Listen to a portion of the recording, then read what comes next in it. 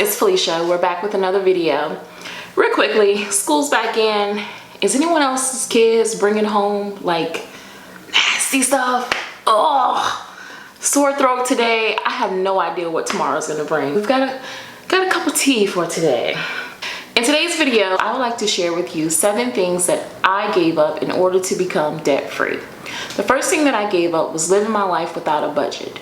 Prior to me finding and discovering Dave Ramsey, the way that I managed my finances was basically I had a calendar, and whenever bills came in, let's back up. So I didn't always open my mail, but when I did, the way that I did this was I would open the mail and then put the due date on my calendar of when the bill was due.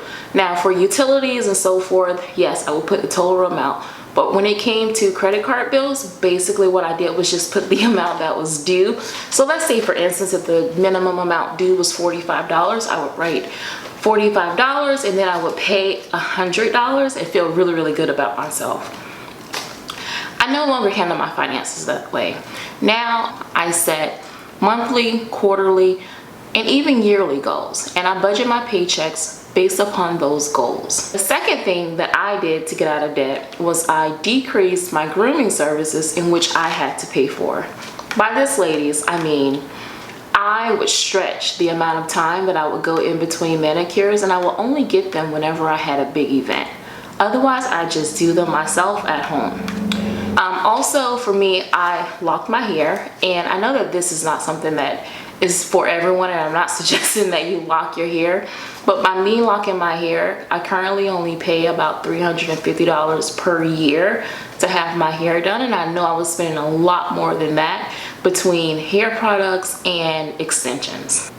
I'm not telling you to do what I did, but ladies, I guess my point is look at your grooming services. Can you go every 4 weeks instead of every 2 weeks? Can you go every 6 weeks instead of every 4 weeks? Just something to consider. Now, on the flip side of decreasing services, the third thing I did was I actually gave up deep cleaning my home. Yes, very true. I hired someone to help. While I was trying to get out of debt, I was definitely working a lot more hours. And I think each person has to calculate the benefit for themselves.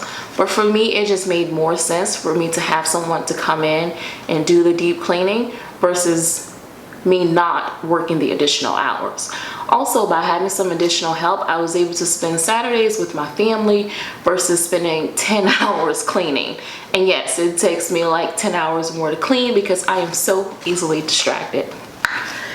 Not to mention, it does feel really, really good to be able to contribute to financially and to be able to empower another woman. That just feels amazing to me, and that is something that one day in my life I would like to be able to do more of that. I would like to hire more women and give them more job flexibility and pay them decent, not just decent, but good wages. See, I told you, tangent, easily distracted. The fourth thing I did was I downsized my car. The fifth thing that I did was I stopped loaning out money.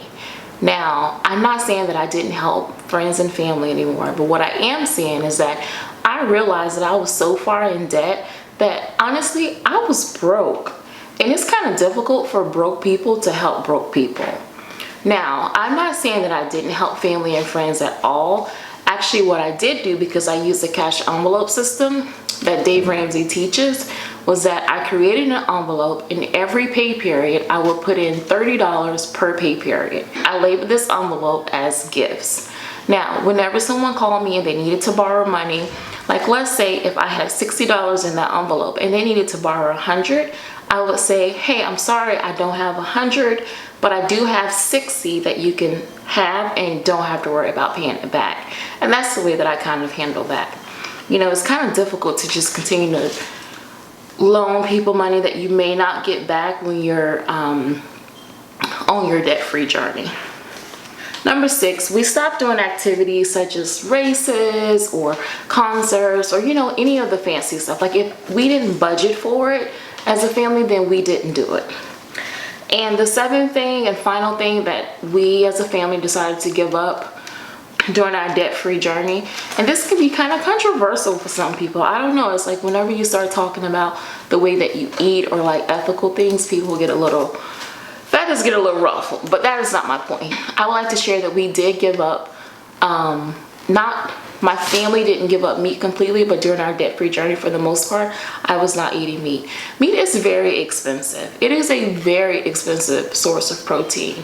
And I'm not saying that you have to become vegan or vegetarian or any of that. What I'm just saying is maybe consider like meatless Mondays, or, you know, substitute beans in places of where you would normally like have meat, or use eggs, or just find other substitutions. Even greens, like green leafy vegetables, like those are loaded with proteins too.